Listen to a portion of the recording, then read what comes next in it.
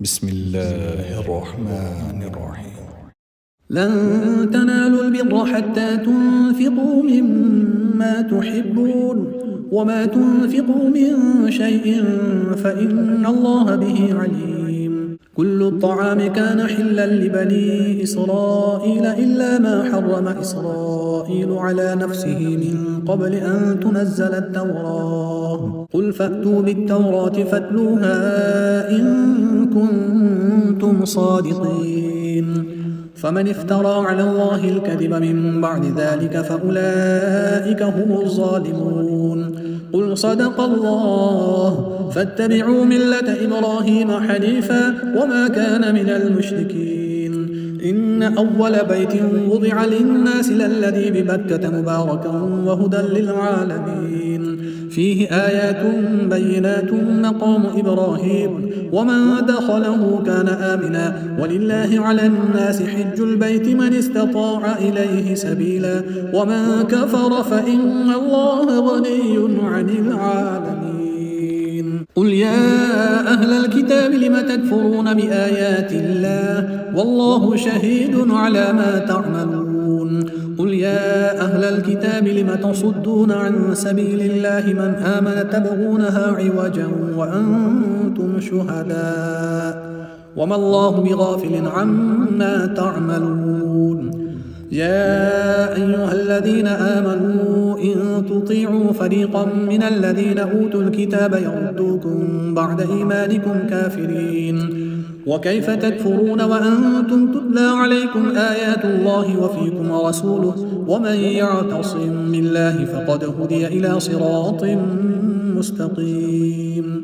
يا أيها الذين آمنوا اتقوا الله حق تقاته ولا تموتن إلا وأنتم مسلمون. واعتصموا بحبل الله جميعا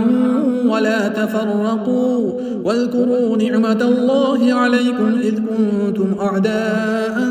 فألف بين قلوبكم فأصبحتم بنعمته إخوانا وكنتم على شفا حفرة من النار فأنقذكم منها كذلك يبين الله لكم آياته لعلكم تهتدون. ولتكن منكم أمة يدعون إلى الخير ويأمرون بالمعروف وينهون عن المنكر وأولئك هم المفلحون.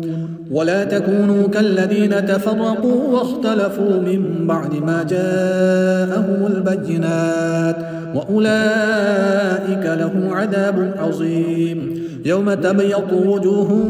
وتسود وجوه فأما الذين اسودت وجوههم أكفرتم بعد إيمانكم فذوقوا العذاب بما كنتم تكفرون. وأما الذين ابيضت وجوههم ففي رحمة الله هم فيها خالدون. تلك آيات الله نتلوها عليك بالحق وما الله يريد ظلما للعالمين. ولله ما في السماوات وما في الأرض وإلى الله ترجع الأمور. كنتم خير أمة أخرجت للناس تأمرون بالمعروف وتنهون عن المنكر وتؤمنون بالله ولو آمن أهل الكتاب لكان خيرا لهم منهم المؤمنون وأكثرهم الفاسقون. لن يضروكم إلا أذى وإن يقاتلوكم يولوكم الأدبار ثم لا ينصرون. ضربت عليهم الذلة أينما ثقفوا إلا بحبل من الله وحبل من الناس وباءوا بغضب من الله وضربت عليهم المسكنة ذلك بأنهم كانوا يكفرون بآيات الله ويقتلون الأنبياء بغير حق ذلك بما عصوا وكانوا يعتدون. ليسوا سواء من أهل الكتاب أمة قائمة يتلون آيات الله آناء الليل وهم يسجدون يؤمنون بالله واليوم الآخر ويأمرون بالمعروف وينهون عن المنكر ويسارعون في الخيرات وأولئك من الصالحين. وما يفعلوا من خير فلن يكفروه والله عليم بالمتقين. إن الذين كفروا لن تغني عنهم أموالهم ولا أولادهم من الله شيئا وأولئك أصحاب النار هم فيها خالدون مثل ما ينفقون في هذه الحياة الدنيا كمثل ريح فيها صر أصابت حرث قوم ظلموا أنفسهم فأهلكته وما ظلمهم الله ولكن أنفسهم يظلمون يا أيها الذين آمنوا لا تتخذوا بطانة من دونكم لا يألونكم خبالا ودوا ما عنتم قد بدت البغضاء من أفواههم وما تخفي صدورهم أكبر قد بينا لكم الآيات إن كنتم تعقلون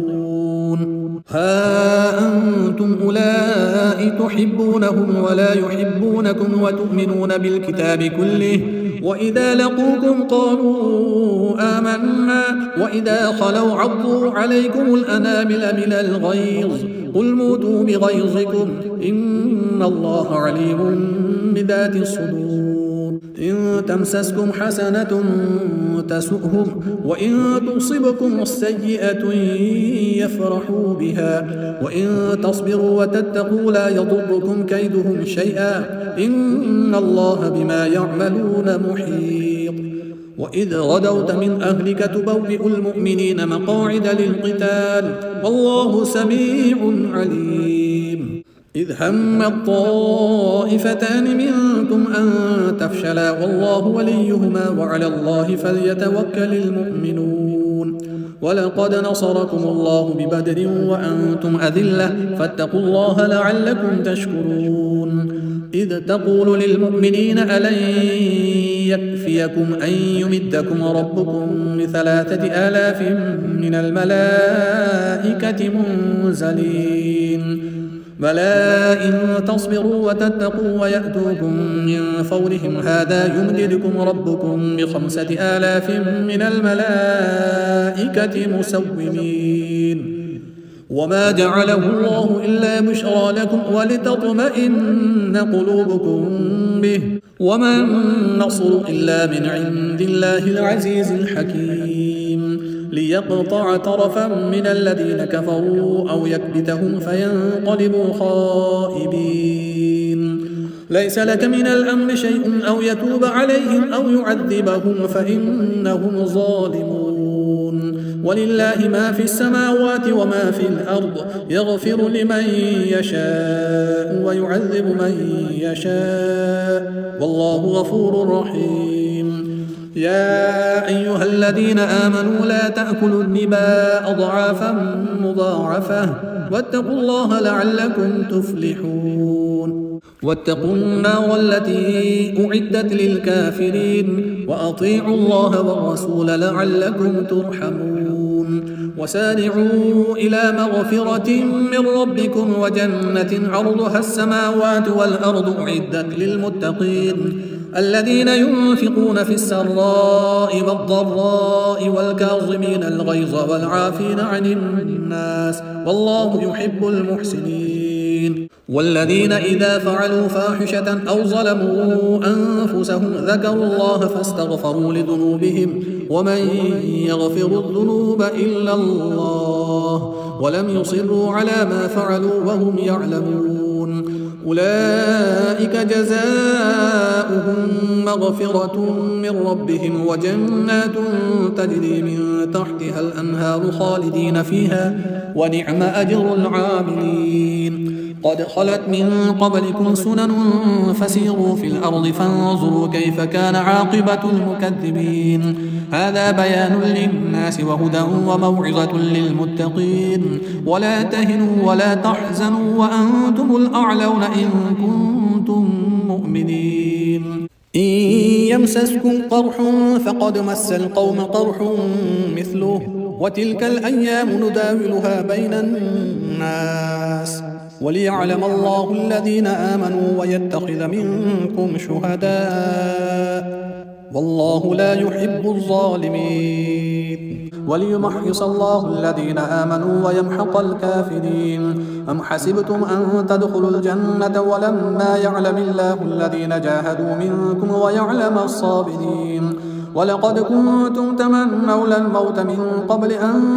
تلقوه فقد رأيتموه وأنتم تنظرون وما محمد إلا رسول قد خلت من قبله الرسل أفإن مات أو قتل انقلبتم على أعقابكم ومن ينقلب على عقبيه فلن يضر الله شيئا وسيجزي الله الشاكرين وما كان لنفس أن تموت إلا بإذن الله كتابا مؤجلا ومن يرد ثواب الدنيا نؤته منها ومن يرد ثواب الآخرة نؤته منها وسنجزي الشاكرين وكأي من نبي قاتل معه ربيون كثير فما وهنوا لما أصابهم في سبيل الله وما ضعفوا وما استكانوا والله يحب الصابرين وما كان قولهم إلا أن قالوا ربنا اغفر لنا ذنوبنا وإسرافنا في أمرنا وثبت أقدامنا وانصرنا على القوم الكافرين فآتاهم الله ثواب الدنيا وحسن ثواب الآخرة والله يحب المحسنين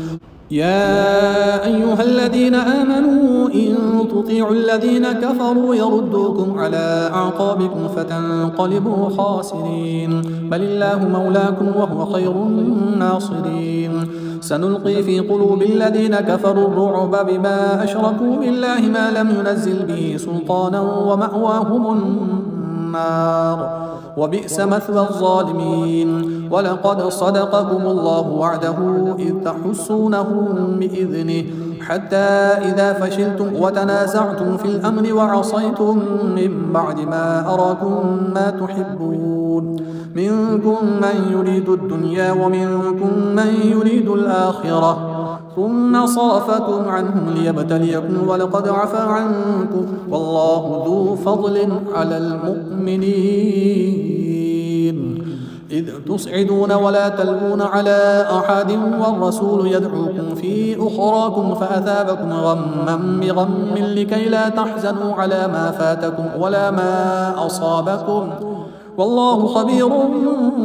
بما تعملون ثم أنزل عليكم من بعد الغم أمنة نعاسا يغشى طائفة منكم وطائفة قد أهمتهم أنفسهم يظنون بالله غير الحق ظن الجاهلية يقولون هل لنا من الأمر من شيء قل إن الأمر كله لله يخفون في أنفسهم ما لا يبدون لك يقولون لو كان لنا من الأمر شيء ما قتلنا هاهنا قل لو كنتم في بيوتكم لبرز الذين كتب عليهم القتل إلى مضاجعهم وليبتلي الله ما في صدوركم وليمحص ما في قلوبكم والله عليم بذات الصدور إن الذين تولوا منكم يوم التقى الجمعان إنما استزلهم الشيطان ببعض ما كسبوا ولقد عفى الله عنهم إن الله غفور حليم يا أيها الذين آمنوا لا تكونوا كالذين كفروا وقالوا لإخوانهم إذا ضربوا في الأرض أو كانوا غزا لو كانوا عندنا ما ماتوا وما قتلوا ليجعل الله ذلك حسرة في قلوبهم والله يحيي ويميت والله بما تعملون بصير ولئن قتلتم في سبيل الله أو متم لمغفرة من الله ورحمة خير مما يجمعون ولئن متم أو قتلتم لإلى الله تحشرون فبما رحمة من الله لنت لهم ولو كنت فظا غليظ القلب لانفضوا من حولك فاعف عنهم واستغفر لهم وشاورهم في الأمر فإذا عزمت فتوكل على الله إن الله يحب المتوكلين إن ينصركم الله فلا غالب لكم وإن يخذلكم فمن ذا الذي ينصركم من بعده وعلى الله فليتوكل المؤمنون وما كان لنبي أن يغل ومن يغل يأت بما غل يوم القيامة ثم توفى كل نفس ما كسبت وهم لا يظلمون أفمن اتبع رضوان الله كمن باء بسخط من الله ومأواه جهنم وبئس المصير هم درجات عند الله والله بصير بما يعملون فقد من الله على المؤمنين إذ بعث فيهم رسولا من أنفسهم يتلو عليهم آياته ويزكيهم ويعلمهم الكتاب والحكمة وإن كانوا من قبل لفي ضلال مبين أولما أصابتكم مصيبة قد أصبتم مثليها قلتم أن هذا قل هو من عند أنفسكم إن الله على كل شيء قدير وما أصابكم يوم التقى الجمعان فبإذن الله وليعلم المؤمنين وليعلم الذين نافقوا وقيل لهم تعالوا قاتلوا في سبيل الله أو ادفعوا قالوا لو نعلم قتالا لاتبعناكم هم للكفر يومئذ أقرب منهم للإيمان يقولون بأفواههم ما ليس في قلوبهم والله أعلم بما يكتمون الذين قالوا لإخوانهم وقعدوا لو أطاعونا ما قتلوا قل فادرءوا عن أنفسكم الموت إن كنتم صادقين ولا تحسبن الذين قتلوا في سبيل الله أمواتا بل أحياء عند ربهم يرزقون فرحين بما آتاهم الله من فضله ويستبشرون بالذين لم يلحقوا بهم من خلفهم ألا خوف عليهم ولا هم يحزنون يستبشرون بنعمة من الله وفضل وأن الله لا يضيع أجر المؤمنين الذين استجابوا لله والرسول من بعد ما أصابهم القرح للذين أحسنوا منهم واتقوا أجر عظيم الذين قال لهم الناس إن الناس قد جمعوا لكم فاخشوهم فزادهم إيمانا وقالوا حسبنا الله ونعم الوكيل فانقلبوا بنعمة من الله وفضل لم يمسسهم سوء واتبعوا رضوان الله والله ذو فضل عظيم إنما ذلكم الشيطان يخوف أولياءه فلا تخافوهم وخافون إن كنتم مؤمنين ولا يحزنك الذين يسارعون في الكفر إنهم لن يضروا الله شيئا يريد الله ألا يجعل لهم حظا في الآخرة ولهم عذاب عظيم إن الذين اشتروا الكفر بالإيمان لن يضروا الله شيئا ولهم عذاب أليم ولا يحسبن الذين كفروا أنما نملي لهم خير لأنفسهم إنما نملي لهم ليزدادوا إثما ولهم عذاب مهين ما كان الله ليذر المؤمنين على ما أنتم عليه حتى يميز الخبيث من الطيب وما كان الله ليطلعكم على الغيب ولكن الله يجتبي من رسله من يشاء فآمنوا بالله ورسله وإن تؤمنوا وتتقوا فلكم أجر عظيم ولا يحسبن الذين يبخلون بما آتاهم الله من فضله هو خيرا لهم بل هو شر لهم سيطوقون ما بخلوا به يوم القيامة ولله ميراث السماوات والأرض والله بما تعملون خبير لقد سمع الله قول الذين قالوا إن الله فقير ونحن أغنياء سنكتب ما قالوا وقتلهم الأنبياء بغير حق ونقول ذوقوا عذاب الحريق ذلك بما قدمت أيديكم وأن الله ليس بظلام للعبيد الذين قالوا إن الله عهد إلينا ألا نؤمن لرسول حتى يأتينا بقربان تأكله النار قل قد جاءكم رسل من قبلي بالبينات وبالذي قلتم فلم قتلتموهم إن كنتم صادقين فإن كذبوك فقد كذب رسل من قبلك جاءوا بالبينات والزبر والكتاب المنير كل نفس ذائقة الموت وإنما توفون أجوركم يوم القيامة فمن زحزح عن النار وأدخل الجنة فقد فاز وما الحياة الدنيا إلا متاع الغرور لتبلون في أموالكم وأنفسكم ولتسمعن من الذين أوتوا الكتاب من قبلكم ومن الذين أشركوا أذى كثيرا وإن تصبروا وتتقوا فإن ذلك من عزم الأمور وإذ أخذ الله ميثاق الذين أوتوا الكتاب لتبيننه للناس ولا تكتمونه فنبذوه وراء ظهورهم واشتروا به ثمنا قليلا فبئس ما يشترون لا تحسبن الذين يفرحون بما أتوا ويحبون أن يحمدوا بما لم يفعلوا فلا تحسبنهم بمفازة من العذاب ولهم عذاب أليم ولله ملك السماوات والأرض والله على كل شيء قدير إن في خلق السماوات والأرض واختلاف الليل والنهار لآيات لأولي الألباب الذين يذكرون الله قياما وقعودا وعلى جنوبهم ويتفكرون في خلق السماوات والأرض ربنا ما خلقت هذا باطلا سبحانك فقنا عذاب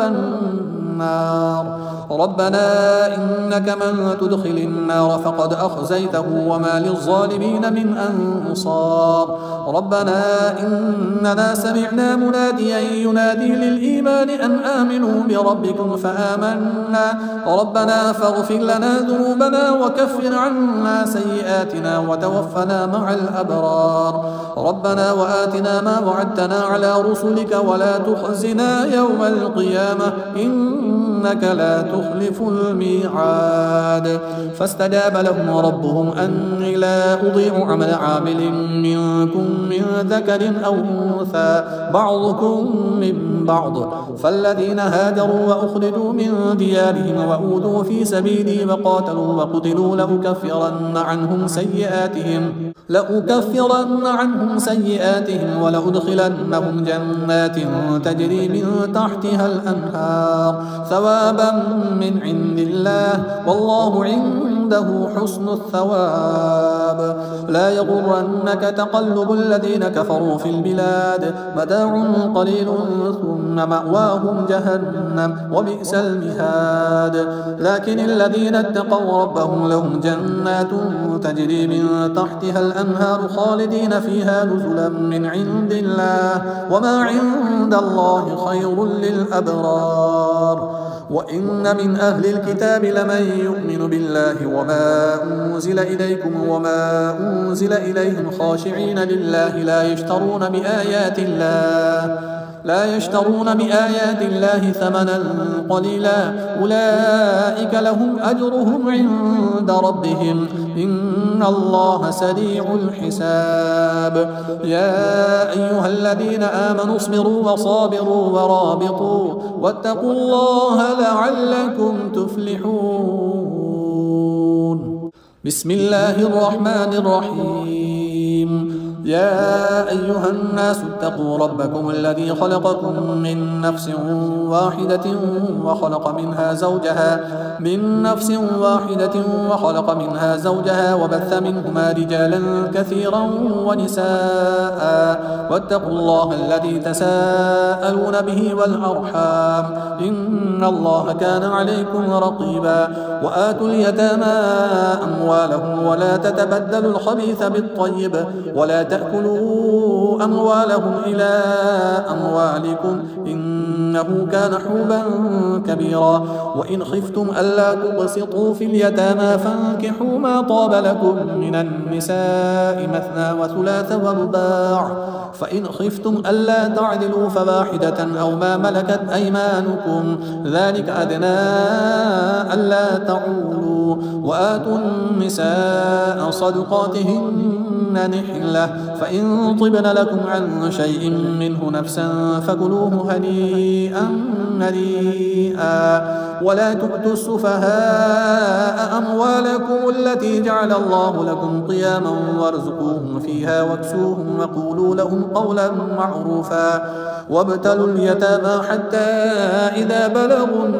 النكاح. فإن آنستم منهم رشدا فادفعوا إليهم أموالهم ولا تأكلوها إسرافا وبدارا أن يكبروا، ومن كان غنيا فليستعفف، ومن كان فقيرا فليأكل بالمعروف. فإذا دفعتم إليهم أموالهم فأشهدوا عليهم، وكفى بالله حسيبا. للرجال نصيب مما ترك الوالدان والأقربون، وللنساء نصيب مما ترك الوالدان والأقربون مما قل منه أو كثر نصيبا مفروضا. وإذا حضر القسمة أولو القربى واليتامى والمساكين فارزقوهم منه وقولوا لهم قولا معروفا. وليخشى الذين لو تركوا من خلفهم ذرية ضعافا خافوا عليهم فليتقوا الله وليقولوا قولا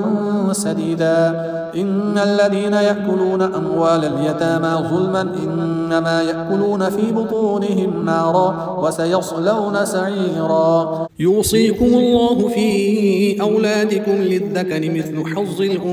الأنثيين، فإن كن نساء فوق 2 فلهن ثلثا ما ترك، وإن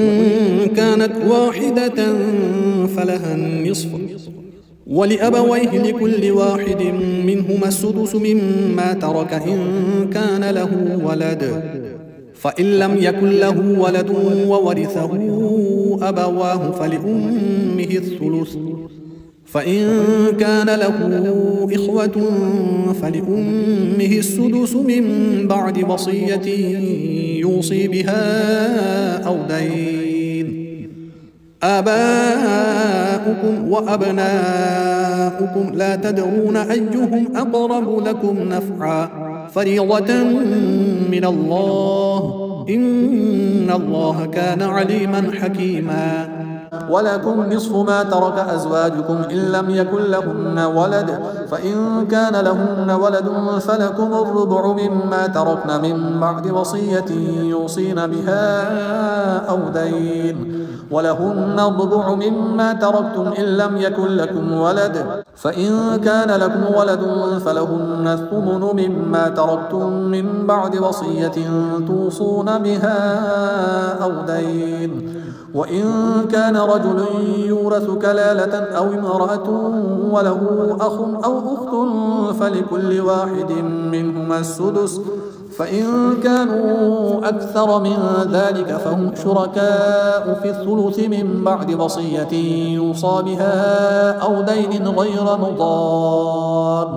وصية من الله والله عليم حليم. تلك حدود الله، ومن يطع الله ورسوله يدخله جنات